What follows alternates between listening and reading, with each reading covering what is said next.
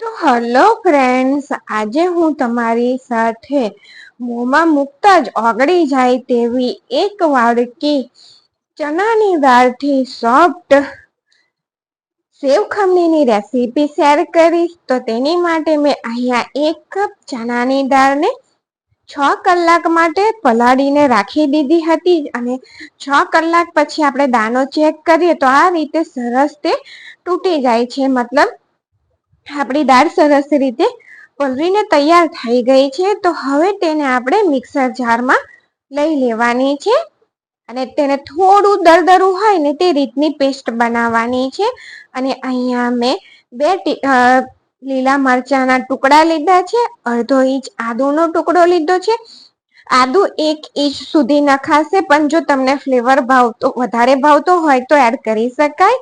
અને 6 થી 7 કળી લસણની લીધી છે. અહીંયા હું સેવ ખમણી લસણના ફ્લેવર સાથે બનાવું છું.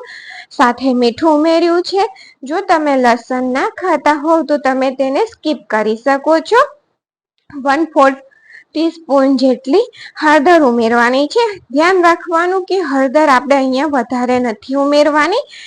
જો વધારે ઉમેરી દઈશું ને તો તે જ્યારે સ્ટીમ થશે ને ત્યારે તેનું રિએક્શન થશે. તો બિલકુલ 1 પિંચ જેટલી મેં હિંગ ઉમેરી દીધી છે અને સાથે 4 ટેબલ સ્પૂન ખાંડ ઉમેરવાની છે. સેવ ખમણી થોડી ચટપટી હોય ને તો સરસ લાગતી હોય છે. અને તેની સાથે મેં અડધો કપ પાણી અને 1/8 ટીસ્પૂન જેટલા લીંબુના ફૂલ ઉમેર્યા છે અને આ રીતની પેસ્ટ બનાવી અને તૈયાર કરી લીધી છે. બહાર હંમેશા લીંબુના ફૂલ સાથે જ દુકાને બનતી હોય છે. તો જો આ રીતનું થીક બેટર આપણે તૈયાર કરવાનું છે, તે ધ્યાન રાખવાનું. અને અહીંયા આપણે એક બાઉલમાં તેને કાઢી લીધું અને વિસ્કરની મદદથી આપણે તેને 5 થી 5 મિનિટ જેવું તેને સરસ રીતે ફેટી લેવાનું છે. એટલે આની અંદર જુઓ તમે કલર જોઈ શકશો કે પહેલા હતો અને પછીનો કલર ઘણો જ ચેન્જ થઈ ગયો છે. એટલે તેની અંદર એર બબલ્સ ભરાશે અને તેને ઢાંકીને 25 મિનિટનો રેસ્ટ આપવાનો છે. રેસ્ટ આપવો આ ટિપ્સ છે. રેસ્ટ આપવો એ જરૂરી છે, તો જ આપણી સેવ ખમણી એકદમ સરસ બનશે. તો જો તમે જોઈ શકો છો એકદમ સરસ રીતે આપણું બેટર સેવ ખમણીનું સેટ થઈ અને તૈયાર થઈ ગયું છે.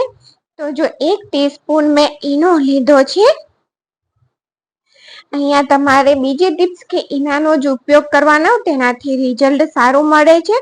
અને ઈનાને એક્ટિવ કરવા માટે અહીંયા મેં 1 ટીસ્પૂન જેટલું પાણી રેડી દીધું અને તેને એક જ ડાયરેક્શનમાં આપણે ફેટી લેવાનું છે સરસ રીતે. અને સેવ ખમણીનો વિડીયો જો તમને ગમે તો ચેનલને લાઈક, શેર અને સબસ્ક્રાઈબ કરવાનું ના ભૂલતા. તો જુઓ પહેલા કરતા આપણું બેટર કેટલું ફ્લફી તૈયાર થઈ ગયું છે. તમે જોઈ શકો છો ઈનાને લીધે ઈનો ઉમેરો તેનાથી. અને અહીંયા મેં કેક ટીન લીધું છે, જેને તેલથી ગ્રીસ કરી લીધું છે.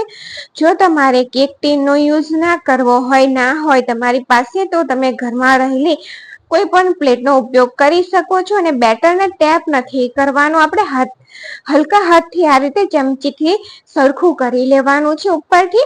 અને આ રીતે જો મેં સ્ટીમર તૈયાર કર્યું છે, નીચે તપેલીમાં પાણી લીધું છે અને ઉપર આ રીતે કાનાવાળી પ્લેટ લીધી, પણ મને આ સ્ટીમર ફાવ્યું નથી તો મેં તેને ચેન્જ કરી દીધું. અને કઢિયાની અંદર આ રીતે મેં 25 મિનિટ માટે હાઈ ગેસની ફ્લેમ ઉપર કૂક કરી લેવાનું છે. ધ્યાન રાખવાનું છે 25 મિનિટ સુધી આપણે ઢાંકણ ખોલીને ચેક નથી કરવાનું. અને પાણી પણ તમારે તે રીતે થોડું વધારે ઉમેરવાનું કે ખૂટે નહીં. તો ચપ્પુ ક્લીન નીકળ્યું અને ઠંડુ થાય ત્યાર પછી જ આપણે તેને ડીમોલ્ડ કરવાનું છે. ને ડીમોલ્ડ કરતા પહેલા આ રીતે ચપ્પુ કેક ટીનની દાળમાં આપણે ફેરવી લેવાનું, એટલે બિલકુલ સરસ રીતે ઇઝીલી તે બહાર આવી જાય ઢોકળું.